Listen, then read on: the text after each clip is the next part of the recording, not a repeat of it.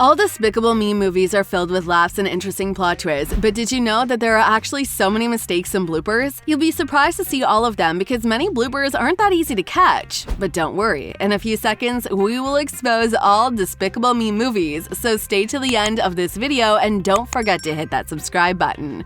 Oh, when's the fairy princess coming? Any minute now. Yay!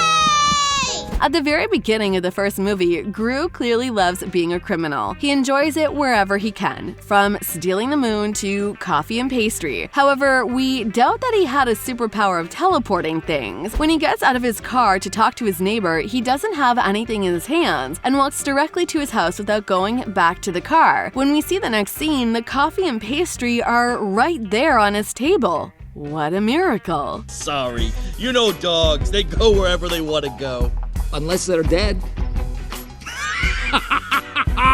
When the movie just starts, we can see the Egyptian pyramid falling down, even though it was just a massive inflatable sheet, not a real pyramid. It made us worry. The weird thing is that when we first saw the pyramid, there are a few tourists standing in front of it, but when it begins to fall, there are not people to be seen. We think that the animators simply forgot to keep them for the next scene, or they just managed to run away somehow.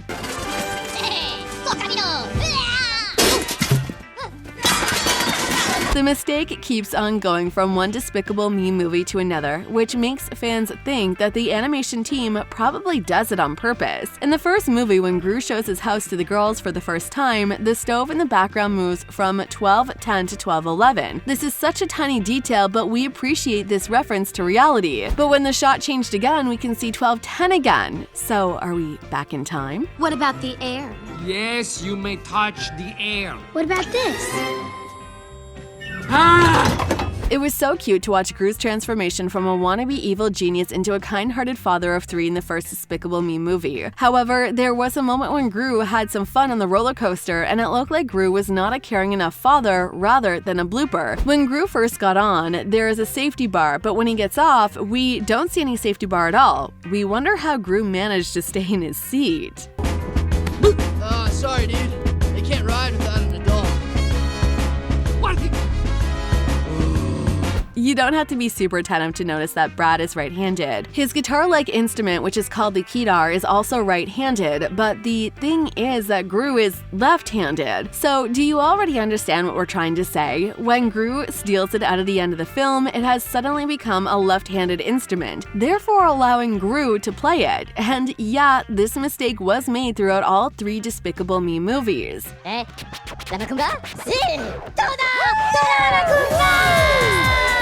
We all know that Gru's biggest wish was to steal the moon. When he finally manages to arrive there, he stops near it and then exits his spacecraft. However, it's impossible because in reality, he would have to enter orbit around the moon. Why? Well, because the gravity of the moon would cause Gru to accelerate towards it. The recital. I am the greatest criminal mind of the century. I don't go to little girls. Many people who know how things work in space noticed that Vector was wearing only a helmet to have some oxygen. He definitely needs the helmet, but the thing is that he also needs a pressure suit, otherwise his blood will start boiling and his lungs explode because of the vacuum of space. Opening launch bay doors. Commencing launch sequence. Many experts agree that this scene where the minions learn Kung Fu is one of the more hilarious moments of the movie. It was so weird that three minions became Kung Fu experts out of nowhere. It has no logic at all since there was no backstory, so this moment makes zero sense. Teach Kung Fu for smoochy smoochy?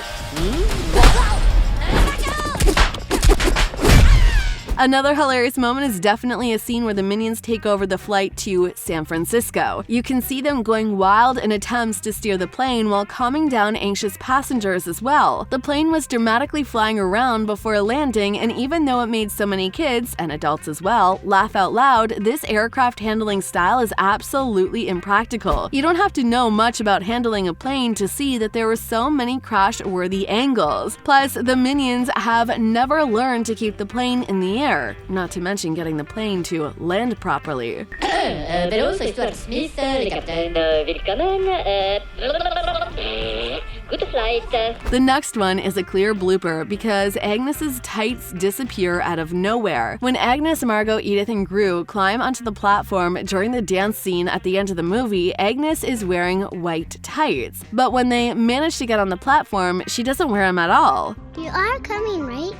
Of course, of course. I have pins and needles that I'm sitting on. Pinky promise. We also have another blooper that was noticed by a few eagle-eyed fans who watched the movie. You should watch the scene of Gru reading the story about the three little kitties carefully to notice the way he turns the pages. He basically keeps his fingers inside of the puppets, which is impossible because of the way the holes in the other pages line up with the fingers as he turns them. Pretty please.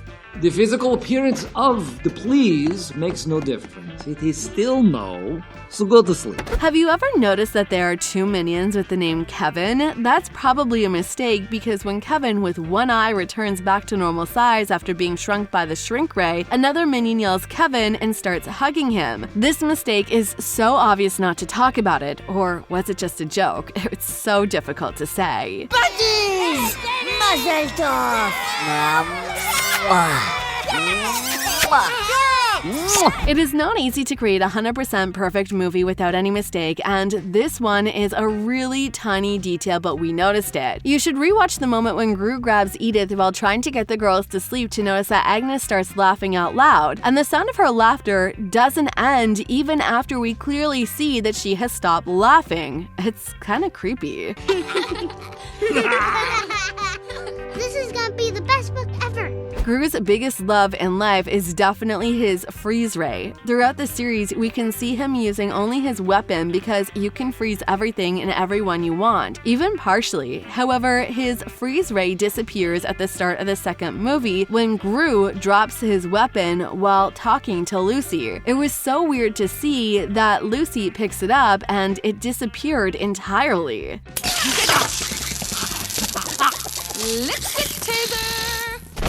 It was a bit of a strange moment in Despicable Me 2 when Lucy starts smashing many cupcakes. It's a weird thing to do, but what is even weirder is the part of her total repellence of cake residue. So her hands literally stay clean after it, and even when she starts smearing cake all over Gru's face, her hands are bone dry. Yeah, what you just saw there was a little something new I've been working on. It's a combination of a jujitsu, Krav Maga.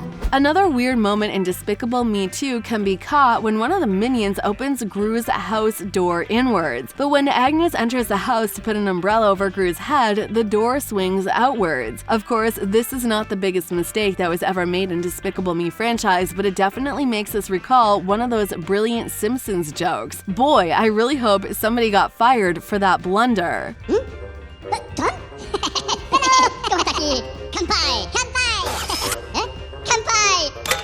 Remember the weird one-eyed bartender? Yeah, he's so creepy, but his eye is even worse. But there's also a mistake made by the animators that only added to its creepiness. Take a closer look at his right eye, which is clearly missing. Normally it'd be okay if you wouldn't see anything when he turns to the left, but you're wrong. For some reason, this missing eye mysteriously appears when he turns his head and disappears once more as soon as he faces forward again. What a creepy mistake to be done. It was supposed to be a kids-friendly movie, not a creepy movie. Laugh, all of you!